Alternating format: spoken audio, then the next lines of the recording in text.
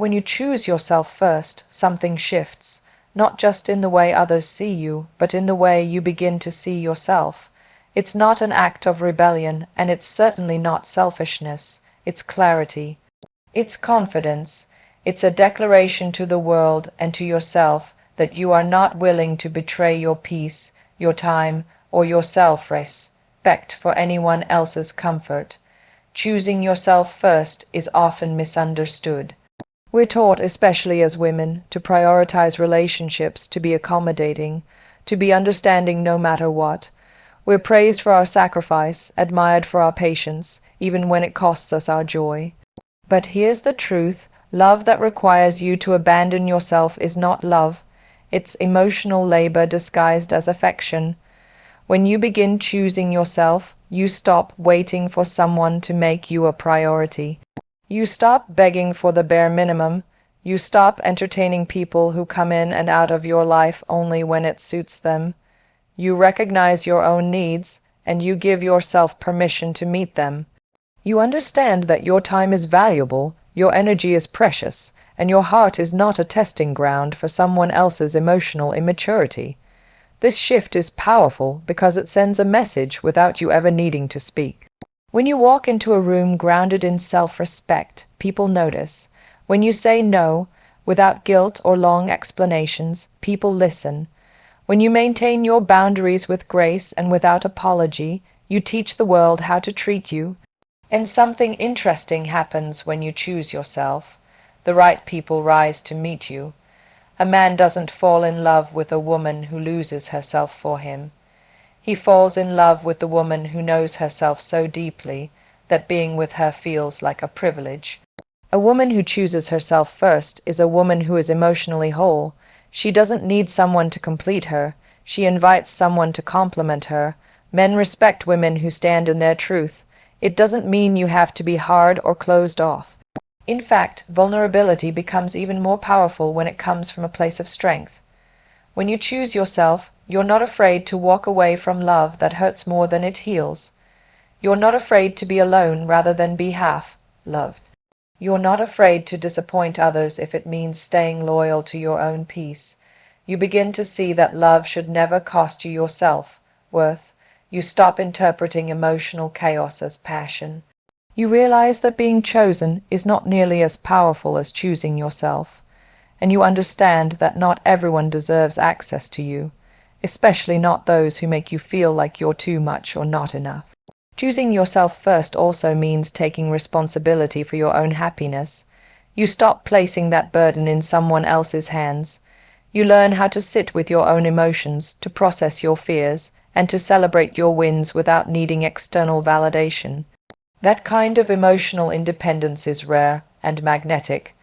People will try to convince you that putting yourself first means you'll end up alone. But loneliness doesn't come from solitude. It comes from abandoning yourself to keep someone else. The loneliest place you can be is in a relationship where you're constantly fighting to be seen, heard, and respected. Real love doesn't require you to become small. It requires you to show up fully, honestly, and unapologetically.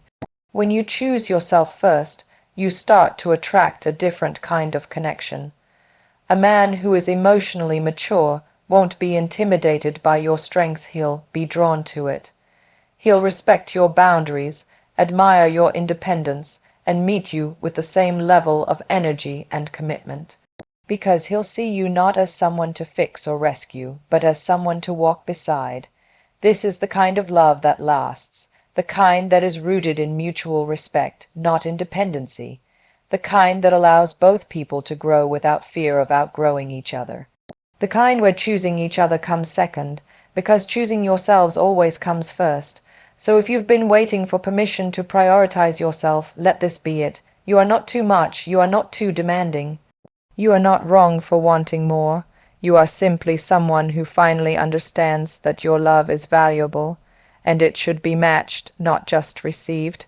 Choosing yourself isn't a one-time decision. It's a daily practice. It's saying yes to peace over people pleasing. It's trusting your gut even when it's uncomfortable. It's loving yourself so deeply that you refuse to settle for anything that makes you feel unworthy. And the beauty is, when you live that way, not only do you fall in love with your life, but the right person will fall in love with you in the exact same way, with admiration, with respect, and with the clear understanding that loving you is not about completing you. It's about joining you on the journey. When you make a man feel seen, not chased, you create a powerful emotional connection that goes far beyond surface attraction. It's not about pursuing him or proving your worth to win his attention. It's about offering a rare kind of emotional space, one where he feels understood, accepted, and deeply acknowledged without pressure or performance. That kind of connection is magnetic, and it's often the turning point that transforms casual interest into lasting love. Men, like women, crave more than physical attraction. They want to feel emotionally safe. They want to be appreciated not just for what they do, but for who they are underneath it all, their dreams, their fears, their insecurities. But in a world that often discourages emotional vulnerability in men, many have learned to hide parts of themselves. They put on armor, they lead with ego or silence, and what they secretly hope for is someone who can see through it all, not to expose them, but to embrace them. That's why being seen is so powerful. It's not about trying to change him or decode him. It's about letting him be himself without judgment. When you notice the small things, the way his voice softens when he talks about something he loves, the way he acts strong when he's really struggling, the way he listens even when he doesn't have the words, you're telling him, "I see you," and that feeling is unforgettable. On the other hand, chasing is very different. When you chase someone, you're operating from a place of fear. Fear of not being chosen, fear of losing him, fear of not being enough. It shows up in over-texting, over-giving, over-explaining, and constantly trying to earn affection. But when you chase, you place him on a pedestal and abandon your own emotional center. Instead of attracting him, you push him away because energy that comes from desperation is never appealing. It's overwhelming, not inviting. When you make him feel seen, you're not asking him to perform. You're not trying to impress or manipulate. You're showing up as your full self and inviting him to do the same. You're meeting him eye to eye, not from a place of need, but from a place of presence. And in that space, something shifts. He relaxes. He opens up. He starts to feel safe in your energy, not because you're chasing him, but because you're holding space for something real. You also teach him how to value you by how you value yourself. You don't beg for attention. You don't force connection. You give him the gift of being seen without sacrificing your dignity. You let him come to you, not because you're playing hard to get, but because you understand that real love flows toward truth, not toward pressure. You don't build the relationship by constantly initiating. You build it by being emotionally available and trusting that if it's mutual, he will show up. And when he does, you reflect back the parts of him that are often hidden from the world. You celebrate his ambition, but you also make space for his doubts. You admire his strength, but you also honor his softness. That balance is rare. Most people only see what someone presents on the outside. But the one who sees past the mask, that's the one who stays in his heart. This doesn't mean you lose yourself in understanding him. It means you stay rooted in who you are while being open to who he is. It's about emotional maturity, the ability to connect without controlling, to support without fixing, to listen without demanding. And that maturity is what sets you apart. You're not trying to save him or mold him. You're allowing him to be real, and in doing so, you're becoming unforgettable. The beauty of making someone feel seen is that it deepens intimacy in a way that physical attraction alone never can. He'll remember how you made him feel safe, how he could exhale around you, how you didn't just see his accomplishments. You saw his heart, and that kind of connection stays with him even when you're not around. At the same time, you don't lose your sense of self. You maintain your standards, your joy, your independence. Because being a woman who sees someone clearly doesn't mean sacrificing your own needs. It means being so full within yourself that you don't need to chase love. You naturally attract it. You're not running after him. You're walking in your truth and inviting him to meet you there. That's what makes a man fall in love, not the chase, not the games, but the feeling of being genuinely known and respected. When you create that emotional space, you're not just another woman in his life. You're the one who made him feel human, whole, and seen, and that feeling is what stays in his heart long after words have faded. So remember, the real power isn't in pursuit, it's in presence. You don't need to run after anyone. You just need to see clearly, love freely, and always, always stay rooted in your own worth. Because the one who sees without chasing is the one who captures something deeper than attention. She captures the heart. Walking away from what doesn't serve you is one of the most powerful decisions you can make, not just in relationships, but in every part of your life. It's not about bitterness or revenge. It's not about proving anything to anyone else. It's about choosing peace over chaos, self-worth over desperation, and truth over illusion. It's about finally understanding that not everything or everyone deserves a seat at your table, especially when the cost is your happiness, your dignity, or your emotional well-being. The hardest part about walking away is the silence that follows. The mind plays tricks, asking you if you made the right choice, if maybe you overreacted, if maybe it could have been different. That's normal, especially when you've invested your time, your heart, and your energy, especially when you've held on for too long, hoping they would see your worth, change their behavior, or meet you halfway. But the truth is, your peace should never be held hostage by someone else's inconsistency or inability to grow. You teach people how to treat you by what you tolerate, and when you finally walk away from what doesn't serve you, be it a one-sided relationship, a toxic friendship, a draining job, or even a belief that keeps you small, you reclaim the power you were giving away. You tell the world, I am not available for anything that chips away at my soul. That's not weakness, that's strength, that's courage, and that's how self-respect is born, not in words, but in action. For many women, the idea of walking away is complicated by guilt. You may have been taught to be loyal no matter what, to stick things out, to not give up on people. But loyalty should never come at the expense of your self-worth. You can love someone and still recognize that they're not good for you. You can forgive someone and still choose not to let them back into your life. You can let go, not because you didn't care, but because you finally cared enough about yourself. When you walk away from what doesn't serve you, you're not running from discomfort. You're choosing not to settle for less than you deserve. That's a radical act of self-love. It says, I trust myself, I trust my intuition, I trust that what's meant for me will never require me to beg, chase, or shrink. And the moment you take that stand, you begin to attract different energy. You no longer tolerate breadcrumbs. You no longer chase people who can't see your value. You no longer engage in cycles that leave you drained and confused. A man falls in love with a woman who knows how to walk away, not because she's cold or distant, but because she's emotionally whole. She doesn't try to prove her worth. She doesn't argue for her place. She simply aligns with what brings her joy, peace, and emotional safety. That's incredibly attractive, because in a world full of people seeking validation, the one who validates herself stands out. Walking away also opens the door to deeper healing. It creates space to reflect, to reconnect with yourself, and to remember who you were before you settled. In that space, you begin to ask new questions. What do I want? What kind of energy do I deserve? What am I no longer willing to compromise on? And slowly you rebuild, not from pain but from clarity.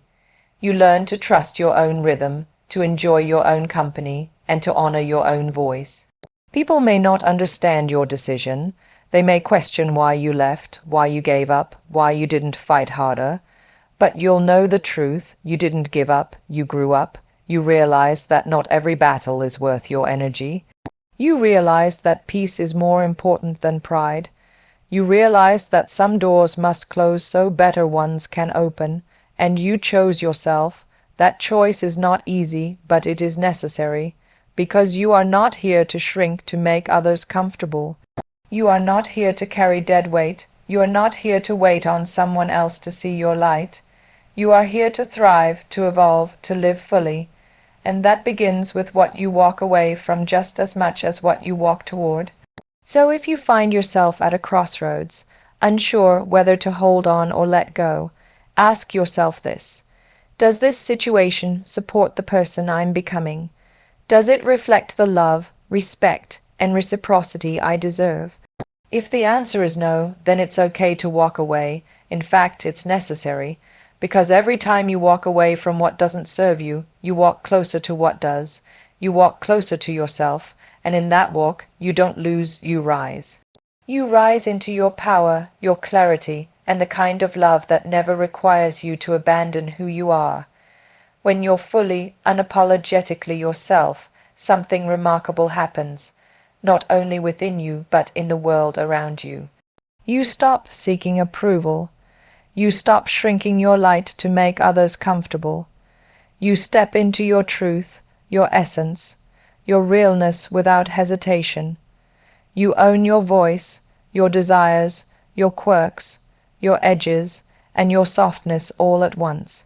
This isn't just about confidence, it's about freedom. Emotional, mental, and spiritual freedom that changes how you walk through life and how people receive you. Too often, we're taught that being too much, too loud, too opinionated, too emotional, too ambitious is a problem. We learn to edit ourselves, dim our brilliance, and play small so that we don't make others uncomfortable. We start hiding pieces of who we are just to fit into molds we never chose. But every time we do that, we lose a little bit of ourselves. We lose our authenticity and with it our power. Being unapologetically yourself means making the radical decision to stop hiding. It means showing up as you are without masks or filters. It means not twisting yourself into a version that feels more acceptable or likable.